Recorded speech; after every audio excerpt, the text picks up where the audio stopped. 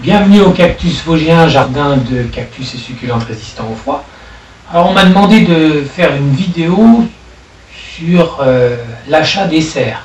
Quelle serre choisir, avantages et inconvénients d'une serre en verre, d'une serre en polycarbonate. On va voir ça tout de suite ensemble.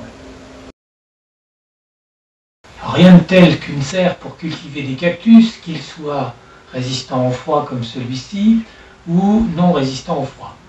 Alors on va voir tout d'abord les serres en verre. Il faut savoir qu'aujourd'hui, on ne fait plus les serres à l'ancienne en verre qui étaient extrêmement lourdes. Il y a eu beaucoup de progrès avec l'invention du verre trempé. C'est un verre qui subit un certain nombre de traitements et qui le rendent plus résistant aux chocs et notamment aux averses de grêle. Alors l'avantage d'une serre en verre trempé, c'est qu'elle est très lumineuse en toute saison.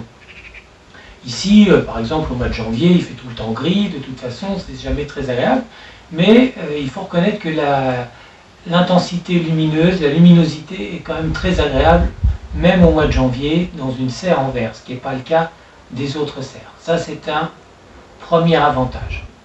L'inconvénient d'une serre en verre, c'est que ça chauffe très vite à l'intérieur. Déjà, dès le mois de février, il peut faire plus de 30 degrés, même ici dans les Vosges. Alors, il est absolument indispensable de prendre une serre dans laquelle il y ait deux portes. Parce que je vois parfois des gens qui achètent de très belles serres, très onéreuses, mais ils ne pensent pas qu'en mettant une porte, ça va trop chauffer. Il faut qu'il y ait deux portes à chaque extrémité pour que l'air puisse circuler facilement et faire baisser la température pendant toute la belle saison et même aux saisons intermédiaires. Il faut savoir que les cactus aiment la chaleur, ils peuvent supporter jusqu'à une température de 50 degrés. Alors 50 degrés, c'est à condition qu'ils soient en pleine terre, comme ici. Parce que les racines sont très sensibles aux excès de froid et de chaleur. Donc 50 degrés, c'est bon, à condition que ça soit aéré à l'intérieur, mais en pleine terre. Si on met des jeunes cactus en pot et qu'il fait 50-60 degrés, ils risquent de brûler en une journée. Ça, c'est vraiment... aucune plante ne peut subir de telles conditions. Alors, j'ai parlé des portes. Alors, il faut, pour que l'air puisse circuler, il faut laisser les portes ouvertes. Alors, normalement, toute la belle saison, les portes doivent rester ouvertes pour éviter l'accumulation de chaleur. Alors, le problème, c'est que si les portes sont ouvertes, n'importe quel animal peut rentrer. Ici, on est en pleine campagne, il y a des renards qui circulent toute la nuit et des chats en journée qui peuvent rentrer. Alors moi j'ouvre les portes et je mets des portes pendant toute la belle saison qui laissent passer l'air. Voilà, vous pouvez voir derrière moi ici, là, c'est ce que je mets à chaque extrémité pendant toute la belle saison. Je les enlève juste pour rentrer, puis je les remets quand je sors. Alors il faut des portes pour faire circuler l'air, mais il faut aussi que l'accumulation d'air chaud puisse s'évacuer vers le haut. Donc il faut des trappes qui peuvent s'ouvrir pendant toute la belle saison. Moi je les ouvre en mars et je les referme en octobre. Il en faut 2 par serre. Donc voilà, je vous les montre. Vous pouvez regarder. Maintenant, autre avantage de la serre en verre, c'est qu'on puisse voir les plantes de l'extérieur en toute saison. J'ai implanté cette serre pour que je puisse voir les plantes depuis chez moi à l'intérieur en hiver. L'hiver, ici, il pleut, il neige, c'est pas très agréable de sortir pour aller voir ces plantes. Grâce au verre trempé, je peux les voir depuis chez moi.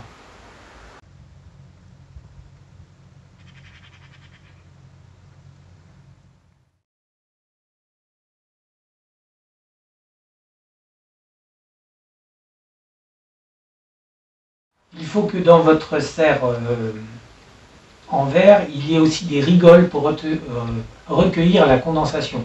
Pendant toute la saison froide, il y a beaucoup de condensation la nuit, et il faut éviter que les gouttes finissent par tomber sur les plantes. Donc il faut des rigoles pour recueillir la condensation. En général, c'est intégré aux serres, mais il faut quand même vérifier avant. Alors ensuite, monter une serre comme celle-ci, c'est pas à la portée de n'importe qui. Alors si on est habitué, évidemment, on peut se faire aider à 2-3 personnes, on peut monter.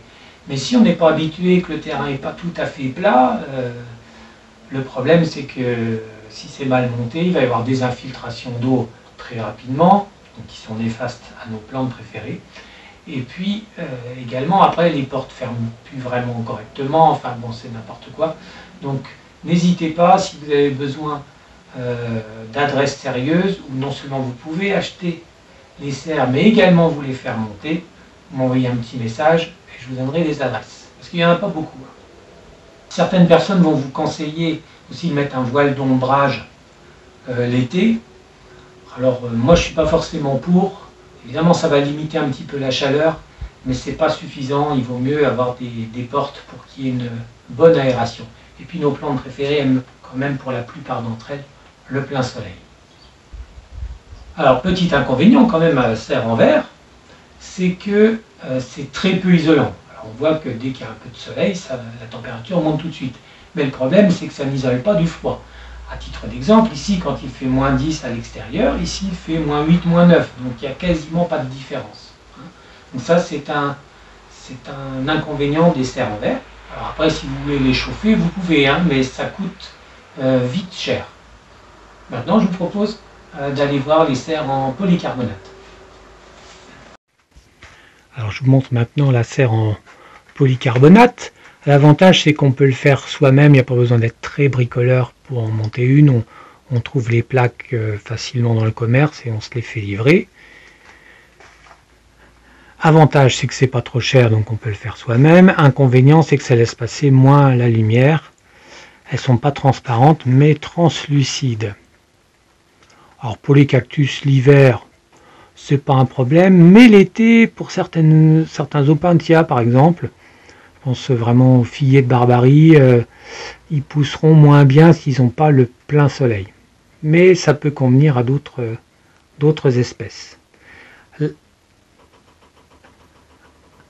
Alors l'inconvénient, c'est que si toute la serre est en polycarbonate, on ne peut pas voir vraiment de l'extérieur les plantes. On est obligé d'aller dans la serre pour admirer ses plantes préférées. L'avantage, c'est que c'est plus isolant que le verre trempé.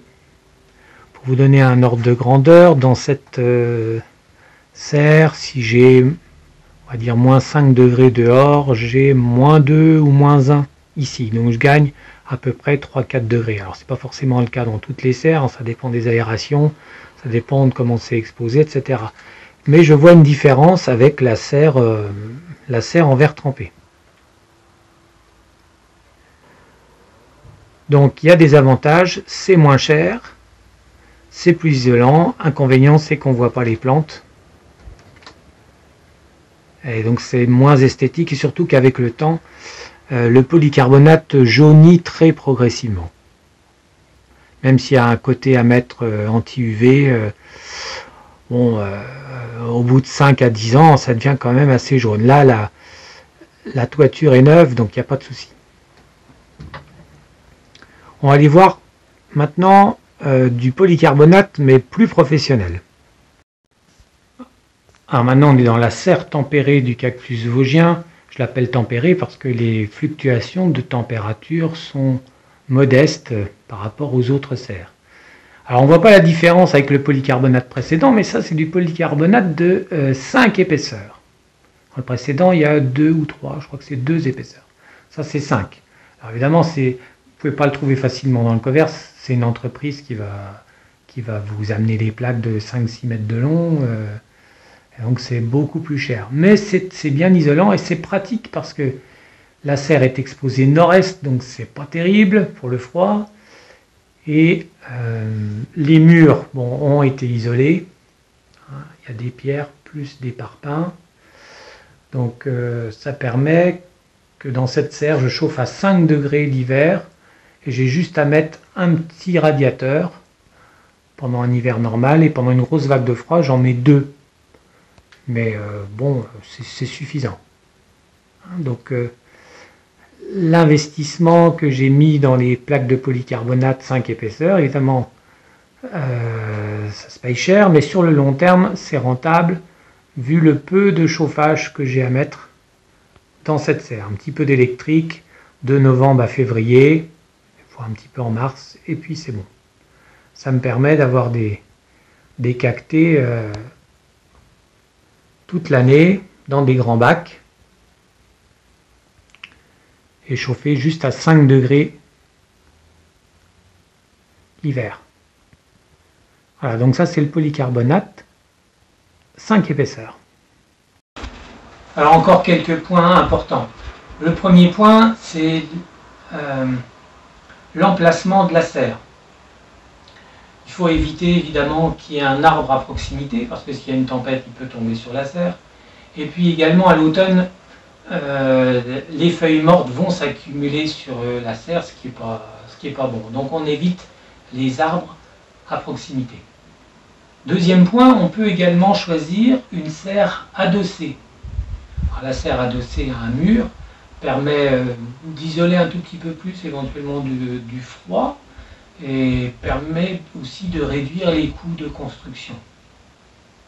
Donc à tenter, à condition qu'elle ne soit pas trop basse. On voit parfois des serres qui sont vendues et qui font 1,80 m ou 2 m de haut. Le problème c'est que la chaleur s'accumule énormément et il vaut mieux qu'elle fasse au moins 2,50 m. Donc pensez-y, c'est important.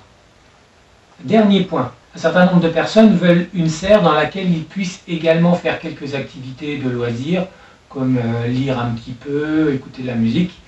Il faut penser que la pluie fait énormément de bruit, notamment sur les serres en polycarbonate, où même une petite bruine s'entend et ça résonne énormément, donc ça empêche par exemple de faire une sieste. Sur les serres en verre, le bruit est un peu moins élevé, mais dès qu'il pleut fort, ça me semble difficile de dormir à l'intérieur. Alors les constructeurs de vérandas peuvent vous aiguiller vers de nouveaux matériaux qui permettent en même temps d'être isolants du froid et des trop fortes précipitations au niveau acoustique. Mais là, ça se paye très cher. Voilà, on a fait le tour. Si cette vidéo vous a plu, n'hésitez pas à mettre un petit pouce bleu et puis surtout, n'hésitez pas à vous abonner. Merci de votre attention et à bientôt. Salut!